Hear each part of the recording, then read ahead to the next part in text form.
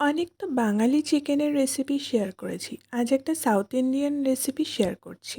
Chicken ঘি roast.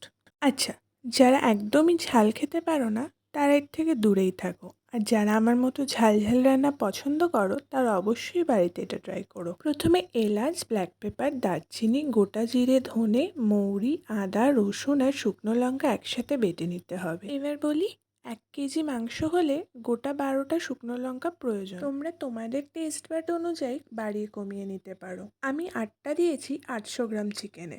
পুরো রান্নাটাই হবে ঘিতে, তাই ঘি দিয়ে কারি পাতা আর 2টো শুকনো লঙ্কা ফোড়ন দিলাম। এরপর কেটে রাখা পেঁয়াজগুলো দিয়ে ভাজতে হবে যতক্ষণ না পেঁয়াজগুলো বাদামি হচ্ছে। আর এটার স্পেশাল ইনগ্রেডিয়েন্ট বলতে পারো 1 চামচ গুড়।